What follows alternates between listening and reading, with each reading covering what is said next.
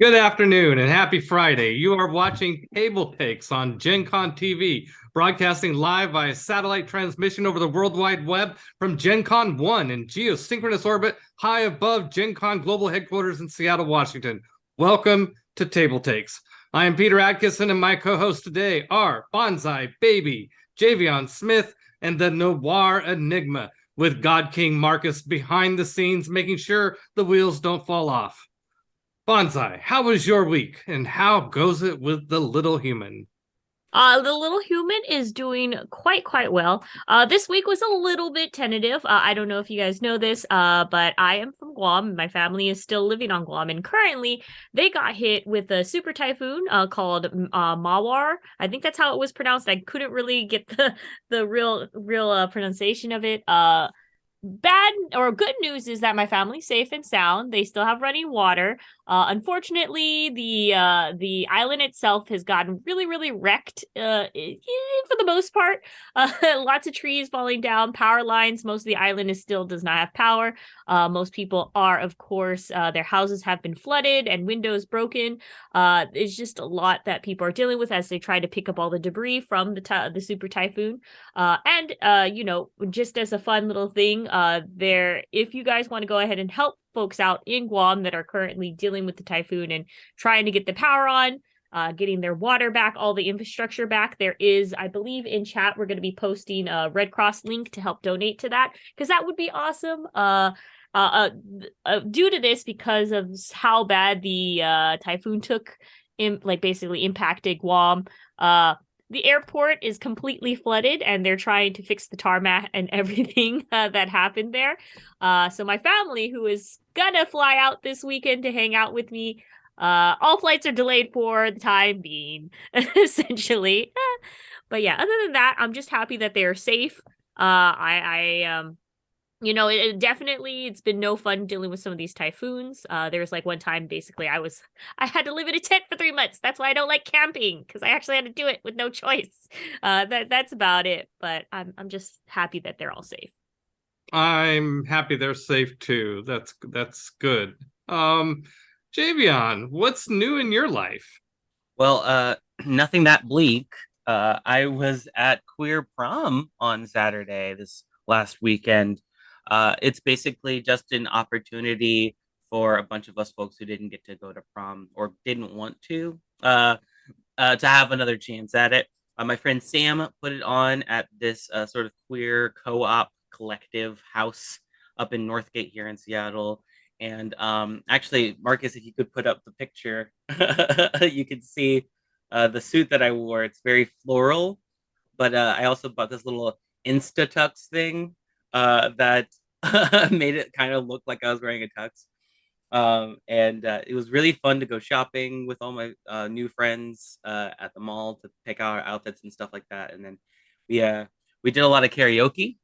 Ooh. We ate a lot of candy, and I met a lot of queer people. So I had a great time. And what's your favorite karaoke song to sing, Javion? I'm just Oh, curious. well, there's my favorite, and then there's my go-to. So like my go-to right now for sure is Mr. Roboto by Styx, which is Oh just God, fun. It's just fun for everybody. sure. But my favorite is probably a Kendrick Lamar song called DNA, just because it feels really impressive when I get to like do it and like rap really fast. But I did Mr. Roboto. Everybody agreed. It was awesome. Nice. In case mine is by James Dean, Big Bad John. That's my favorite. But enough about us. Mr. Noir, what Hello. mischief have you been up to lately? Honestly, not too terribly much. Got my car fixed up last week, so just been kind of going about the city. I got to see a movie screening that was pretty cool. And me and my friends are trying to get something started called the Scholastic Bar Crawl. I don't know if you remember the Scholastic book fairs back in the day, but we kind of want to bring that magic back. So we're trying to figure out what we would need to do to get one of those Scholastic book fair kits and just go to random bars with it. I was gonna say, I think something you're gonna need to put on your to-do list there is get all of the laws changed to lower the drinking age if you're gonna have kids going to bar crawls at No, this is just for us. Like this Okay. is just for the older folks that remember the book fair and never had money then. But we got money now, so like we can get all those Animorphs and Goosebumps books we couldn't get back in the day. That's cool. That's a cool idea. All right. Well, as for me, Dee and I have finished another Seattle International Film Festival and have returned to our normal schedule of working, sleeping, and playing games. Speaking of games, I just received a Kickstarter game that I won't try and pronounce. Oranian Burger Canal. It needs a German accent to go with that. But what was special about it is that this was the first Kickstarter that I covered in crowdfunding court once I started joining y'all on TableTakes a little over a year ago. So that's kind of cool. Hey, that's awesome. It took me back. Yeah. So, before we get to headlines, I want to make a quick announcement that we will have a special guest appearing later in our show. Aida, who is with the charity RPG event Roll for Good, which returns this weekend with an online gameplay event with Dungeons & Dragons, Morgborg, and a bunch of other one-shots in support of LGBTQIA plus rights. She will be here, and so stick around, and we will talk with her and learn all about this great event. All right, let's get the headlines. Noir Enigma, I think here you have something to say about some of the enigmas around Dungeons & Dragons. Yes, good segue. I will be talking to you all about the 5th edition revision news, and I will not once lose my cool over the palette and stuff. I've grown since the last time. I will say, Noir, after our last episode, my buddy Andy, who was watching it, and he actually came to me and told me that he was worried about you. We all are. Should have been. I have high blood pressure. Anyway, real quick shout out to Charlie Hall at Polygon News for giving us this article. D&D revised core rulebook will help grow better players and more dungeon masters. Which, if you've been in the space long enough, you know everybody wants to play. Nobody wants to head the table.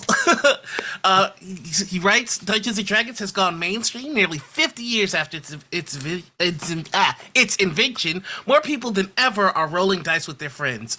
Meanwhile, major media crossovers like Stranger Things and Dungeons & Dragons Honor Among Thieves are making sure that even the long-held stigmas attached to the game are falling by the wayside. But in many ways, the game's development team at Wizards of the Coast have fallen a bit behind, and now it's time for a revision. A new core rulebook is on the way. Just be careful to not call it 6th edition. We should also note that one of the many pieces of news that we've gotten this week about the 5th edition revision is that Dungeons & Dragons is tossing out one D&D label, but struggles to define next chapter. So the next edition or revision, as it's being called, will not be called Dungeons & Dragons 1 or 1 D&D. We know that for sure. What we don't know is what they will call it. WotC is reiterating there is no such thing as 1D&D. It's just an internal code name, and they're trying to move past it. They want everyone to keep pretending that this massive update is essentially the same as 5e and perfectly backwards compatible. That is to say, trying to move past 4th edition. Listen, I just want them to go, look, we don't know what it's called. But according to a recent Polygon article, Wizards marketers and designers told press at a private gathering that 1D&D did not arise from the design team, nor was it ever anything more than an internal codename that didn't stop the moniker from appearing delivering on a splashy reveal video, marketing images, and promotional material when the company announced D&D's next chapter in 2022. That is to say, we're getting mixed signals, guys. You gotta help us out here. The new player's handbook is going to be even bigger than the last, but we'll have fewer word count. We're kind of assuming that they're going to make up with new artwork, more subclasses for each class, 4 versus 3, more character background options, 144 choices, a reorganization of the chapter creation process, and all sorts of rule changes.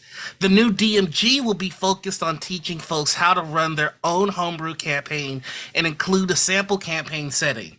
This still feels like it might be like there might be a piece missing, but one of the most consistent complaints with the DMG is that it does a poor job of teaching DMs how to actually run the game, as in managing single sessions and or managing the table. The new monster manual is going to include over 500 monsters that will each have their own unique artwork for the first time in D&D history. I am so excited about that. Overall, I think we're basically getting the news that this is still very much a work in progress. So there might be time to change certain aspects of the game. What aspects might some folks want changed? Who knows? I won't mention anything in particular. What do you all think about this? You know, if they were going to be a real article. Yeah. If they're Can you gonna be see the vein in my forehead as I restrain myself? Yes, I feel like if they're going to be a real like pal to everybody in the community, that they really should just like, I don't know, just review a lot of these comments. You know, I will say though, I am looking forward to maybe there'll be more art, but I fear that they're going to be just more charts. That's what I fear. If the word count is less, they're going to go back to like me having, I didn't prepare my tin hat. Back to like the old editions where you have millions and billions of charts that you have to follow.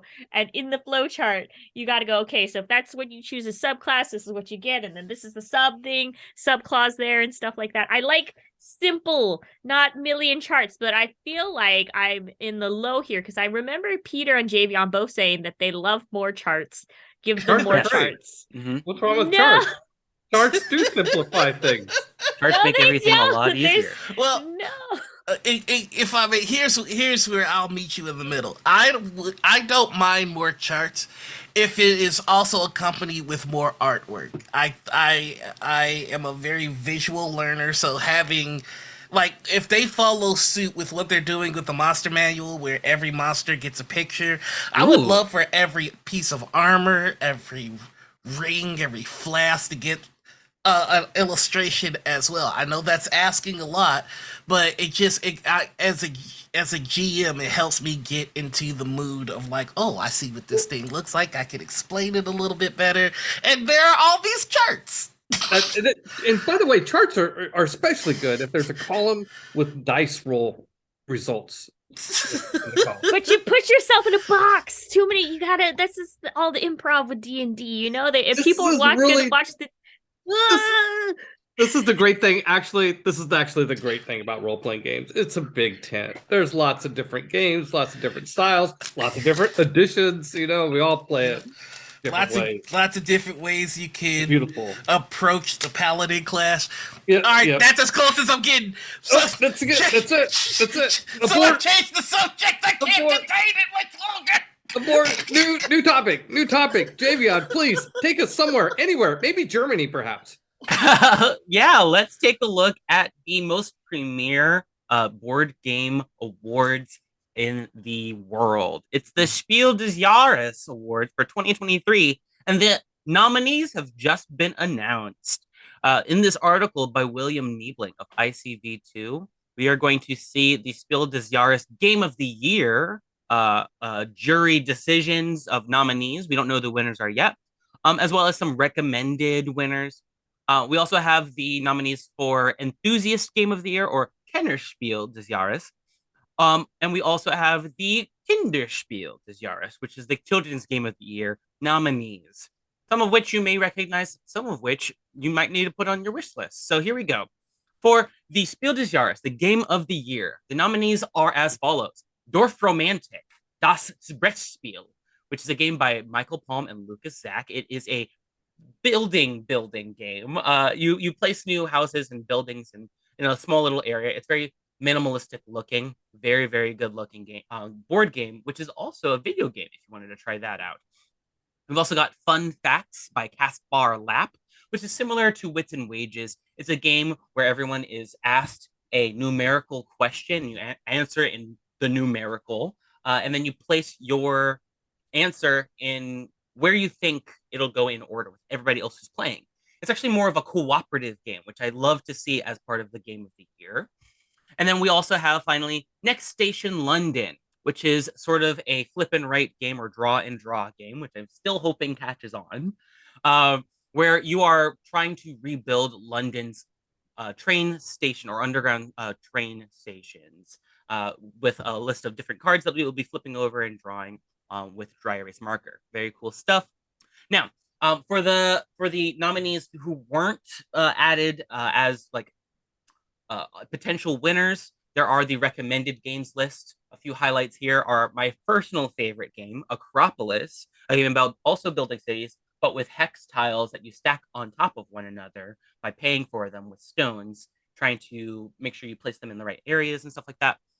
As well as some other highlights, such as Mantis by Ken Gruhl and Jeremy Posner, the same folks who made Exploding Kittens, made this game about, it's kind of like Uno, but you're doing a lot more to steal from other players. Very gotcha game. So for Enthusiast Game of the Year, Kennerspiel des Jahres, we have the three nominees: Challengers by Johannes Krenner and Marcus Slawacek, which is a game about capturing the flag with a bunch of random characters mashed together. We've got Iki by Kuda Yamada and Planet Unknown by Ryan Lambert and Adam Rayberg. Enthusiast Game of the Year is kind of like the Game of the Year award, but it's for enthusiasts, more hobbyists, that the jury, whoever they are, the unknowable, unseeable, big jury in the sky who decide who the nominees are, see as enthusiast games. And then finally, we've got the Children's Game of the Year nominees. We've got Carla Caramel, which you may not have heard of. It's by Sarah Zarian, and it is a game that's cooperative for kids to roll dice, move a little sun token around, and also roll kids in order to get them served ice cream. Don't ask me. I think it's a great looking game. I think it's fun, but I have no idea how you're going to be rolling kids. So you'll have to check it out if you want to find that out. We've also got Gigamon by Johan Russell and Kareem Aouidad, which I know what it sounds like, but it has nothing to do with what you're thinking of. It is really just a bunch of wizards, and it's kind of like a memory game, so that's kind of cool. And then finally, we've got the nominee Mysterium Kids by Antonin Bocara and Yves Hirschfield, which is exactly what it sounds like. It's the game of Mysterium, where one person's a ghost and everybody else is detectives, psychic detectives, trying to figure out who done it. But it's a kid's version, so it's a little bit more accessible. The mechanics are a little bit easier. Great nominees all around. So I'm looking at the big list here, and I'm excited to see a bunch of the ones. Not all of my favorites made it in, but I definitely know that Challengers has flown under my radar, so I'm definitely gonna have to give that one a try. What do y'all think? I'm willing to give it a go if you lead the way. Well, Okay. No, I was gonna say, all of these lists always makes me buy more games because there's a lot of games on here that I don't necessarily recognize off the bat, and then I look more into it and I'm like, oh yeah, this is awesome. Like definitely this Next Station London game. I am very interested in. I sometimes it's these roll and writes are they're hit and miss with me, but so, sometimes a combination of trains plus that and organization. The first thing I thought of, like when they said reorganize London's stations, I was like, maybe we should do a version of the United States where we actually kept all of our trains and we didn't just destroy our rail system. That's called Ticket to Ride, and it's already. They should make a roll and write version of that. Yeah, that's what I was saying. Ticket to Ride. All right. Well, for our next headline, Bonsai, I think your reaction to hearing about this was, oh, shucks. It was. I got some unfortunate news coming in on 2023s that make you guys go, "Oh, shucks." If you guys don't know what that's from, it's from Shut Up and Sit Down. They're the big 2023. This is a Canadian-based channel. They usually hold these big mass events. I think it is, forgive me if I'm wrong, their fourth or fifth event that they've held in Vancouver. Unfortunately, because due to the pandemic, they weren't able to have enough money to do it for 2023, but they have announced that they are coming back in October of 2024 to bring this back. If you guys aren't familiar with Shut Up and Sit Down, they do a lot of video game reviews and read a lot of video game reviews, reaching out to a lot of developers, contactors, and everything. And just they're really great. They're a great source to be like, what games do I need to look up forward to? The Shucks itself is a big event where they hold like 50 plus publishers, social, like massive social, like game events. People can come in, play, and just be friends with your fellow geekdom. This was unfortunately my gaming group was gonna plan to do something like this year, but when we saw that they're like, we just didn't have enough. It's cool that they actually recognize that, hey, we love this community, we want to keep doing more of this, but when it is not available for us to do it, we just can't. But we're still planning on continuing and doing more. And it's just, I wish them the best, and I can't wait to plan for next year's Shucks. All right. Well, for the next headline, I've got some solid news for you all here. This article is brought to us by Matt Jarvis at Dicebreaker. Metal Gear Solid, the board game, is happening again. Yes! For real. 2 years after Emerson Matsuuchi's much-anticipated adaptation of the PlayStation stealth action video game was abruptly canceled, Zombicide publisher CMON has revealed its plans for a release next year. Metal Gear Solid, the board game, is a cooperative board game based on the 1998 installment of Hideo Kojima's acclaimed series of God, it came out in 98? video games. What's that? It came out in 98? I'm sorry, that just...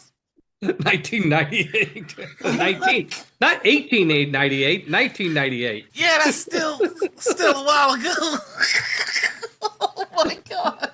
Well, in this series of sneaky shooty video games, which follows gruff super soldier Solid Snake as he infiltrates the island of Shadow Moses to stop the nefarious plans of terrorist cell Foxhound and their leader Liquid Snake. Yep, that's right. The upcoming board game expands the roster of playable characters to include Snake, Meryl Silverberg, Gray Fox, aka the Cyborg Ninja, and Hal Otakon Emmerich.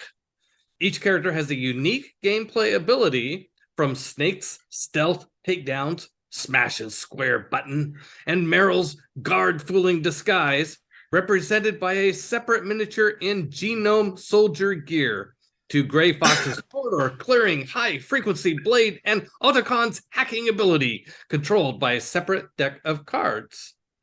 Now, while stealth is a big part of the game, being spotted and triggering an alert doesn't mean the game is over. If things go south, or if you simply feel like it, you can go loud and engage in direct combat with enemies, using weapons from guns to claymores and explosives. What about nukes? It doesn't say anything about nukes, but yeah, the game will span. Those are on the Metal Gear.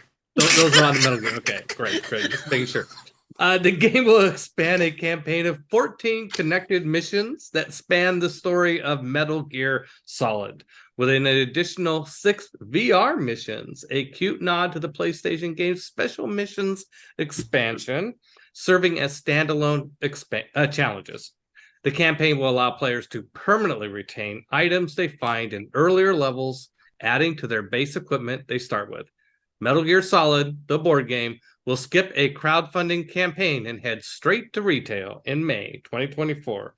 Ahead of its release, CMON has announced a pre-order exclusive integral edition, which includes a 13-centimeter tall miniature of Metal Gear Rex and an illustrated graphic novel in addition to the standard game. Ooh. After all that, I think I just need a regular old worker placement game. For me, JV. Yeah, absolutely. So, it looks like a new board game called Sushi Boat is sailing into retail. Thank you to Jeffrey Dome Sanchez, not only for this article from ICV2, but also for the lovely title headline that you gave us. So yes, this is a worker placement game by Japanime Games. It was crowdfunded actually a couple of years back in 2021. So now it's finally getting its retail release. Players will be deploying their workers in order to collect sushi plates of various different kinds, and you travel along the game board's conveyor belt. So the plates are going around the conveyor belt, and you end up picking up the ones you want, kind of like Sushi Go. You have to act fast to try to grab the best dishes, because if a plate remains on the conveyor belt for too long, it'll end up discarded. So the goal of the game is really just to try to collect the best dishes to score points and win the game. The game's played about 2 to 5 players ages 8 and up, and plays in about 30 minutes. It's going to retail for only $59.95. There's not a ton of art so far, and I wouldn't say I'm a sushi connoisseur or aficionado by any stretch of the term myself, but I love a good worker placement game. And I've enjoyed Sushi Go and Sushi Go Party and things like that in the past. So definitely a worker placement way of doing this is definitely a good idea. I've seen a lot of other Japanime games as well. It looks like they recently unveiled Banania. It's a card game with 4 expansions, all for pre-order, if you wanted to check out some of Japanime's other stuff. But for now, it's looking like Sushi Boat is going to be a great game for board game collectors of the anime variety as well. Javion, did you say that you are not a sushi aficionado?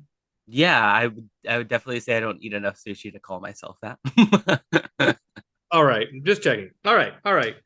Okay, well, okay. You have been judged. How are you? You have to eat the fish. Oh no. Yeah. Oh gosh. It's good to be with you guys here this week. Yeah. We're a little wound up. We're a little feisty today. That's all we gotta say. Okay, the next headline, we have an article brought to us by Jeffrey Dome Sanchez of ICV2. Wizards of the Coast has revealed D&D, the practically complete guide to dragons, the ultimate dragon lover's handbook, which will hit retail on August 15, 2023. This illustrated guidebook features the best content from 3 best-selling books: A Practical Guide to Dragons from 2006, A Practical Guide to Dragon Writing from 2008, and A Practical Guide to Dragon Magic in 2010, which were originally published through WotC's Mirrorstone Books imprint. The book offers all sorts of details about dragons from the personal notebooks of wizard Sindri Suncatcher, such as details on the appearance, capabilities, habits, lairs, and treasures of 10 dragon kinds. It offers up a wealth of dragon lore, as well as tips on how to fight dragons and even ride them. The practically complete guide to dragons will retail for $39.95. Okay, but here's my question. Does it teach you how to speak Draconic? Because I've heard of fans learning like Klingon and Elven, or even fans trying to mimic the insane mutterings of those who've experienced the nirvana of Nyarlathotep. Tep. But I want to learn how to speak Draconic. You want to talk about practical, when the dragons come back, people who can speak Draconic will be in high demand. Yo, it has someone made? I know someone's made High Valyrian for Game of Thrones, but I don't know if somebody's done Draconic from. I know. Free tip, WotC. Free tip. There you go. Teach people how to speak Draconic. That's my tip. You just if they honestly did a promotion with Duolingo, that would be a good promotional thing because they have Oh, Klingon in there and they have High Valerian in Duolingo. Just need to get but they like D&D. Yes. We are now working with Duolingo and we're going to expand to dragon dragon. You And for know? the different colors of dragons, you could have like different accents, like you have to put, I don't know, some sort of thing, I actually have a funny story about this. In my world of Maroche, where I have my D&D players play in, dragons have been gone for a long time, longer than like centuries, even millennia.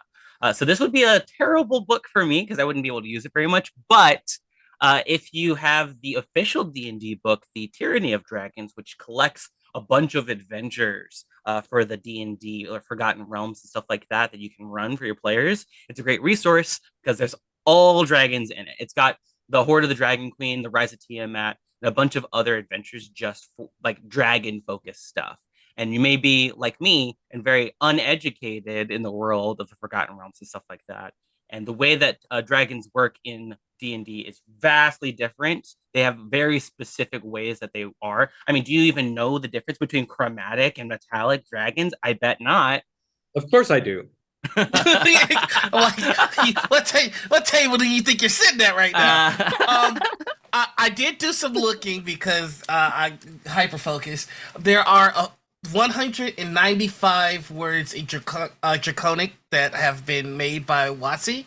There is a some grammatic rules, and the alphabet is written out. Oh. Okay. Well, it's enough to get started. Okay, well, Yeah. see you guys later. I'm gonna go. I'm gonna learn the language of the dragons. I'm gonna have this over. I can learn that much before this show's over. All right. I think it's time for enough of this nonsense. Let's move on to crowdfunder court. Boom, boom, boom. All right. Crowdfunding court is in session. Do we have any submissions for the court today? Javion, do you have something for us today? Why, yes, I do. I have a brand new game that is going to give you a new accessory that you're going to want to fiddle with more than any other. So it's called Asteroid Dice. It's a giant throw and collide squishy dice game. So the squishy dice are all the polyhedrals you've come to know and love. You've got the solid color ones, which are all just one color, and you've got the very fiery asteroid looking ones as well. They're very squishy, they're very bouncy, and they come in a game where you roll, collide, and throw your way to victory. It's a game of dexterity and skill. You turn your table into a battleground with these really fun dice. And it's really cool. It's the first release in the Camden Games range of arcade inspired physical games. So basically, the idea is that once the moon dust has settled, you crash these dice together to get your score up and hopefully knock your opponent's score down. With these dice made of foam, they're very squishy, they're very giant, it's very tactile, and it's very fun. But you're using skill, you're using strategy and speed to try to come out on top. If you're somebody like me and you love dice, I already have so many random different kinds of dice on my shelf, like weird ones that you're not actually supposed to roll at all. So this would be really cool because it acts as sort of like both. Plus, I love fidget toys. I have about 1 million of them, and just having like a stress toy or something nearby, especially when you're playing D&D or something like that, is really really cool. So the part of the game that's really fun is it's kind of like Uno where you everybody's just, well, not even like Uno, but really you're just selecting a card from your hand, you place it face down on the table, and everybody reveals their cards. And if no cards match with yours, you have to try to pick up that die off the table. But if you reveal the matching card with somebody else, then you have to chuck dice at each other, and whoever hits the other person in the brawl that you're like chucking dice at each other, you get to use that die. The last person to get hits gets to use the dice that they picked up in order to like roll off, collide dice in the center of the table. It's really wacky. It's really silly. There's so much stuff going on in it, and they really, really thought out how to make a game that can get people like screaming and like yelling and throwing stuff at each other. I don't know if you've ever played a game called Throw Burrito by the folks who made Exploding Kittens, but it is really, really fun and it got a lot of popularity. So I'm definitely looking forward to seeing more games like this. They've already hit their crowdfunding goal of 9K. They're at $32,000 right now with almost 500 backers, and I'm going to be the next one. So definitely check out this project if you want to get another cool little tactile game, or if you just want some really fun accessories. And you've got 19 days to back it on Kickstarter. So check out the link in the Twitch chat if you want to sign up. All right. Well, thank you, Javion. It's funny because I saw that Kickstarter and I thought about covering it, but I didn't. And I'm glad because I wouldn't want everybody to have to hear that whole thing you just said again now. Okay. Yeah. All right. I'm if merciful you, of you.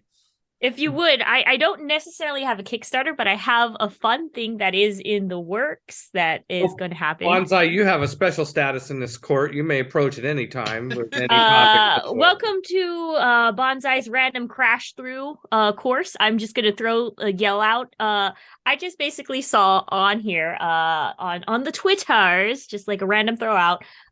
If you guys don't know, there's this game called Power Washing Simulator on the computer, which is literally you take a power washer and you clean things.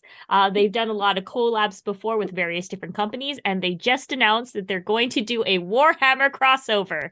So you can go ahead and wash like one of the tanks. I don't know which tanks you're gonna be, if you're gonna have like Marines that you can power wash or not. But I am excited to see what we can. Maybe they'll have like necrotic levels or something like that you have to clean up. Clean for the Emperor! Clean for the Emperor! Exactly. Oh my god, the TikTok video writes itself, you know, just somebody's big Warhammer collection and a power washer, just watch the miniatures go everywhere. Just So I'm excited. It's a crossover I did not see coming out of left field. They're like, hey, by the way, summer's coming. Do you want to watch for the Emperor or Chaos? Which one? So that's my shout out. Is definitely I'm throwing my money into more Power Wash Simulator DLC. Power washing. Oh my god. Well, there you go. That's from the What Will They Think Up Next department. Noir, did you have a crowdfunder today or Yes, I did. What I have is just gonna get to it really quickly here. The Last Spell, it's a board game. In here, I'll go ahead and make sure that we get you this tasty link so you can check it out with me. So The Last Spell, it is a 1 to 4 player co-op roguelike RPG with a tower defense twist. I love co-op games, and this one looks extraordinary. They've already crushed their goal. Their goal was $107,375. They've crossed over at $247,631 with 20 days left to go. Seriously, check this out. You get some really sweet looking figures. You get additional monsters. This is just basically if you want to sit at the table and play with a couple of friends. The Last Spell is the game that you're looking for. It's an adaptation of the video game The Last Spell, which I personally haven't played, but everything that I've seen and heard about this one, oh, it looks good. So I'm a sucker for really beautiful figures, and this is one of those Kickstarters that has them, and the more that you pledge and support, the more figures you get, and they're all unpainted, so you get to go ahead and do your painting at home. Definitely check it out. It's a really fun one, and it looks and I believe this is a really quick one to play too. This is one of those 40 to 60 minute games. So like if you got an hour to kill, pop this on the table and get it going with your buddies. you can't discount the power of a game with miniatures that you can paint. My neighbors bought Scythe and painted all the miniatures, and I think they were actually surprised when they learned you could actually play a game with it. No, Noir, I know that you're really fast at board games, but I think this one's actually a 2-hour playtime. Oh, good. So maybe it would be 1 hour for you because I've seen the way you play board games. Yeah, I crush it. I would definitely recommend you take a look at the video game. No, We worries. gotta I think all you play a would board game sometime because Javion talks a lot of smack about board I games. don't, And, listen, we're already setting up alliances here. We know how that works. we're gonna have the Javion Smith tournament. It's just gonna be all of us taking turns playing against Javion in the board game. Now that sounds like an actual challenge. That sounds like it's time for our interview. Is what that sounds like. All right, God King Marcus, if you are there, our deity in the cyberwares, please bring in our guest. Marcus in the sky with diamonds. Let's do it. Yeah. Marcus in the Marcus sky like a in the diamond. Like a diamond. Ooh, welcome guests. We're beautiful to see, perfect in everything. Here we are, we're transitioning into the interview. Hi. Hello. Aida. Good. Nice How are to meet you? all of you. Thank you for having me. Thank you for joining us. Absolutely. It's good to see you again. Yes. Yeah. Now, are we saying your name correctly? Yes, Aida? that is Aida. My name is Aida. My pronouns are she and her. And I've been Right. chatting in your chat. I got Peter's reference about the sushi. Shame on you. Oh, if you no did. one else caught it. Thank you. Oh, fish! Oh my god! Oh, Oh, we are so There we go. There we go. Well, Aida, I kind of like to go back to our conversation. It was funny. So you contacted Gen Con about your event, and it was forwarded because since the last time that we made a call out for your program, there's been a lot of changes, and now it's a separate thing. And I sent you an email and said, well, I wasn't there 2 years ago, and you were like, you were saying I wasn't either, and so we both tried to Oh. figure out what we should do. So anyway, I'm glad it worked out. I'm glad you're here. Let's start with the basics. Why don't you explain for everybody what's the event that's happening this weekend, and tell us all about it. So Roll for Good is a community primarily of TTRPG nerds from Europe and the UK. And originally it was like, hey, we want to play with our own time zone. We want to play with cultural references we understand. And once there was a bit of a groundswell of that, we're like, we have all this energy, all these happy energies we spend into something. Let's do something for charity. And that was 2001. And the first charity I decided on was Mind for Mental Health. And once upon a time, I recall Bonsai, for example, talking about it. And Jess was like, wow, we got a shout out. That's so amazing. And that very first event was really, really successful. And since then, that was kind of the impetus for keep on going and doing more and more events. This is our 3rd year and our 6th event, I think. And this weekend, so tomorrow, we're going to be playing 6 one-shots. We're going to be playing Thirsty Sword Lesbians. We're going to be playing Himbo Treasure Hunt, a one-pager by Grant Howitt. Amazing title. We're going to play Morkborg, How to Be a Hero, Things from the Flood, and of course, some good old D&D. And we're all going to be raising funds for ILGA, which is an organization that supports LGBTQIA plus human rights. So I have a question for you. How do you end up selecting who's going to be playing in the RPGs or representing? We have open call outs, and we encourage people who represent marginalized communities. So we always encourage, if you're queer, neurodivergent, women, femme, outside North America, you are more than welcome. Everyone is welcome, but they're going to get a fast track to the front. And even before that, with our community, especially on Discord, for example, we ask everyone, okay, what theme are we going to support this year? 1 year it was, we're going to do something for Ukraine. 1 year it was mental health. 1 year it was trans rights. And then we're like, okay, here's our theme community. We're going to vote. Here are some charities we've vetted in advance. Go. So it's all community initiative. That is awesome. Speaking of about that, do you have any I know you're working with a lot of different content creators all around, everywhere. Do you know if there's any charity incentives that you all kind of agreed on doing? Some folks would eat being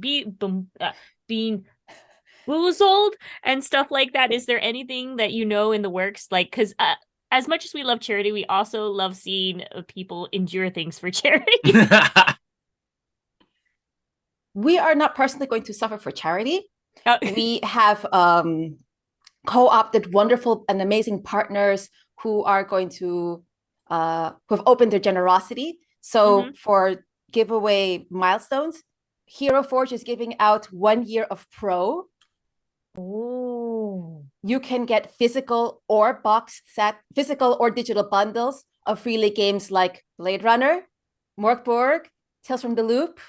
We have modules from queer creators like Awful Queer Heroes for adventures in ADHD. We have all these other kind of prizes. So instead of suffering, we're gonna do that. Oh, that's much better. That is a much better thing, and so people can look forward to that. And that's like a gift that keeps on giving. Oh my God, those just sounds like such awesome prizes. Yeah, and anyone can participate once the milestone has been reached. You don't have to have been a donator to participate.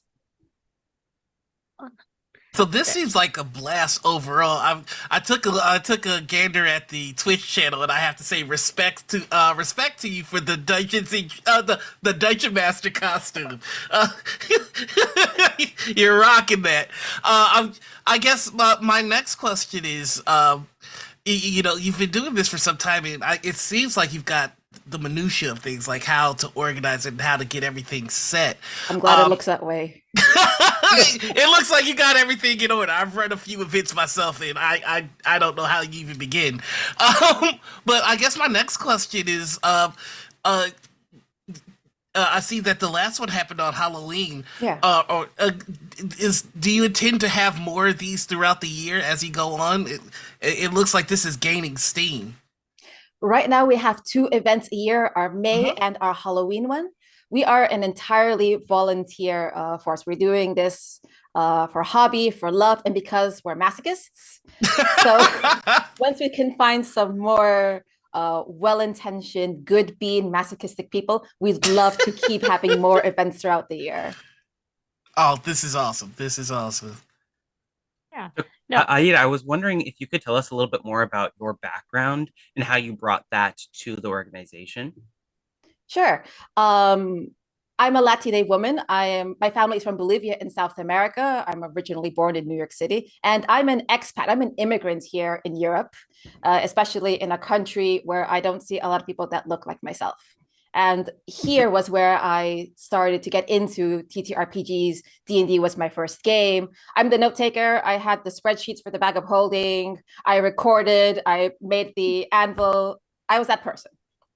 But at the table, I was usually the only woman, the only femme. I was the only POC for miles, or here, kilometers around. And eventually, as I started to get more and more into the community and found Roll for Good, I was like, it's great to have the accessibility to play TTRPGs in a way that I don't have to be up 2 a.m. to be with all the amazing creators that I know and love and familiar with, especially racially diverse ones. And as I got to know the Roll for Good community more and more, I made myself that busybody. I brought my spreadsheet making skills, my cat herding skills, and they elevated me to team member. And I'm a team leader. I'm one of the main organizers. I'm one of the front-facing people at the Roll for Good as well. And with that, we said we need to have more diversity on our streams. When someone thinks Europe, when someone thinks UK, there might be misconceptions about who is there at the table. And I'm here to say, no, we have a plethora of diverse, queer, POC creatives that need to be front and center. Hi, I'm here. I belong here. And in the last few years, I'm really happy to say that we have more and more of that diversity at the Roll for Good events, tables, and content as well. So that is one particular thing that I am really pushing for. We don't have to import diversity, the dirty word wokeness from North America. It's here. It's here, and we're going to celebrate it. I bet it was really fun for you to look for like partners or other community members to collaborate with, wasn't it? Oh, amazing. I definitely was curating like who are the really awesome BIMPA creatives in EU, UK, so we can say like, what is your perspective? one of the favorite ones I did, I'll let you know right now. I interviewed Jasper Cartwright from Three Black Halflings. They're a podcast here. They've interviewed Matt Mercer, Brandon Lee Mulligan. Brandon Lee Mulligan wore a Three Black Halflings pin at the finale of the Calamity show. Oh, wow. Like it's this kind of connection they have. And it was like, tell me what it's like to be a creator here, to be at that forefront. Interview with him. We have an interview with the Free League Publishing CEO, who is also the creator of Blade Runner RPG. He's going to be joining us as well. And we have a lot of other connections with local creators as well. I'm from the Netherlands. We have a lot of Dutch creators, Germans, Belgian, UK, but they're almost all femme, women, queer, neurodivergent. So I have a question for you. You said you started with D&D. What are your favorite? What's your favorite or favorites now? TTRPG wise. Yeah. Oh my gosh. I love me some Alien RPG. Alien, nice. I love that sort of cinematic backstabbing. My last character lived. We run on occasion a lot of more frequently Monster of the Week type games powered by the Apocalypse games. I definitely run. I just finished up a long-term Starfinder campaign.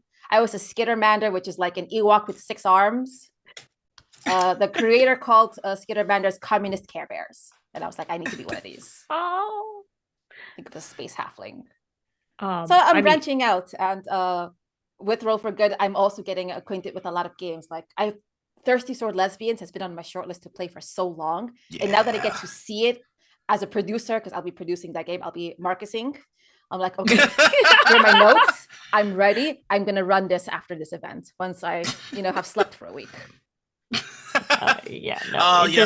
The producer slumber. Indeed. No, it just sounds like if you're producing, is there because you are producing, is there a particular stream or event that you are very excited for that you just want to be like, oh, I'm gonna tune in, name your favorite child, please. I cannot. Unless we can edit this out. This will totally be edited, right? Of course. We're not actually airing right now. This is just a warm up. Nice. Totally warm up. Good stuff. Let me get my beer. Let me let my tips fly. I'm really excited personally, not just for all the games equally, I have to say, but one system I've been really curious about beyond Thirsty Sword Lesbians is Morkborg, because it's already been described to me that the players are going to come in with multiple player sheets. We're going to have deaths live. They're going to be going through it.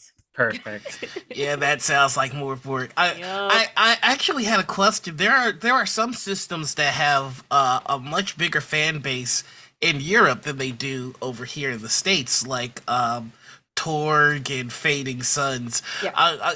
Has that been? I'm guessing my question is: have you been tempted to do any kind of shows featuring those systems, and has the appeal of the North American audience played a factor into whether you have or haven't? Yes and yes. I think in the earlier events where D&D was much more the focus before the dramas, the troubles, it was like we have to have a lot of D&D focused games because that's also the most accessible thing, I think, North America and EU wise. But in Europe and the UK, there are a lot of big publishers like Free League, who does the Basin game. They also do Alien.